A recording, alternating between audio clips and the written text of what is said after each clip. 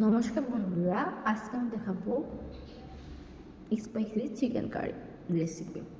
প্রথমে আমি মাংসগুলোকে ভালো করে ধুয়ে নিয়েছি এবং ভালো করে চিপে নিলাম।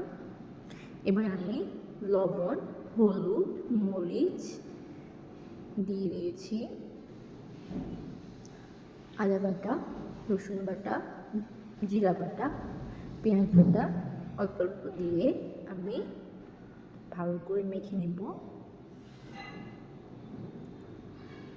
হালকা একটু সরিষার তেল দিয়ে ভালো করে মেখে নেব।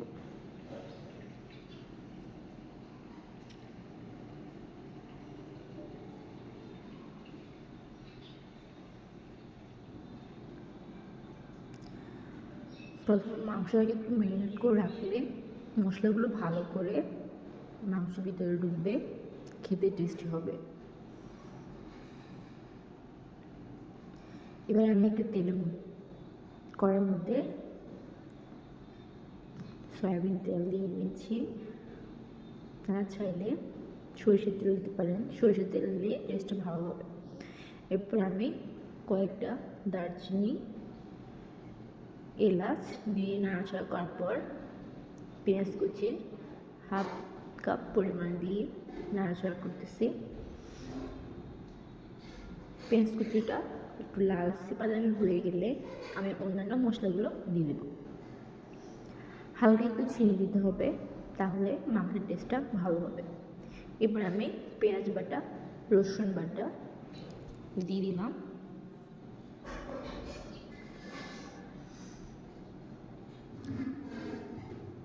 আমি আদা জিরা বাটা দিয়ে দেব এবং শুকনো মরিচ বাটা দিয়ে দেব। যেহেতু এটি স্পাইসি হবে, স্পাইসি চিকেন কারি, ওই জন্য একটু বেশি স্পাইসি হতে হবে। তো এখানে আমি প্রায় 20-25টার মতো শুকনো মরিচ বাটা দিয়েছি, ওই জন্য আমি গুঁড়া মরিচ একটু কম দিচ্ছি, পরে স্বাদ অনুযায়ী দেওয়া যাবে।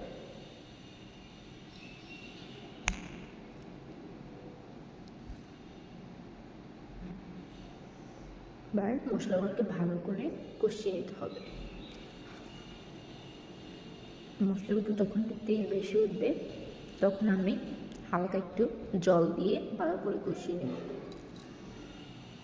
তাহলে পেঁয়াজ মশলাগুলো ভালো করে কষিয়ে উঠবে।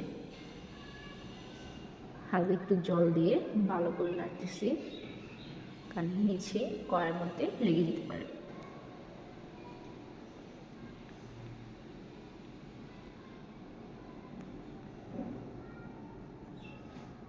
এবার আমি মশলাগুলো কষানো হয়ে গেলে আমি ম্যারিনেট করে রাখা চিকেনগুলো দিয়ে দিব।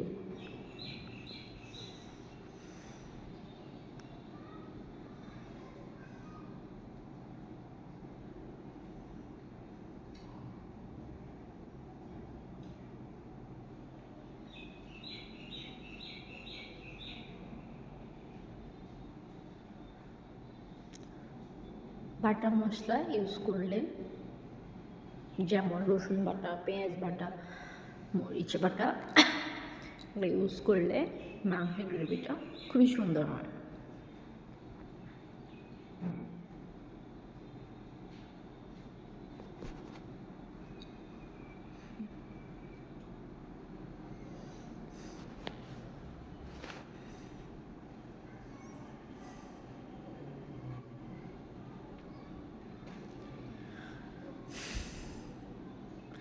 মাংসটাকে ভালো করে মশলার সাথে মিক্স করে নিতে হবে।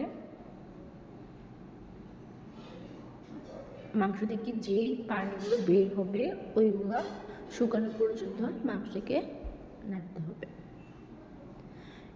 এই যে আমার মাংস কষানো হয়ে গেল, পুরো জল শুকিয়ে গেছে। এবার আমি জল দিয়ে দিব, পরিমাণ মতো জল দেবো, যেহেতু আমার মাংস হয়ে গেছে। এই যে সবশেষে আমার এই কালারটা হয়েছে। ধন্যবাদ সবাইকে। আমার চ্যানেলে নতুন হয়ে থাকলে চ্যানেলটি সাবস্ক্রাইব করে পাশে থাকবেন। ধন্যবাদ।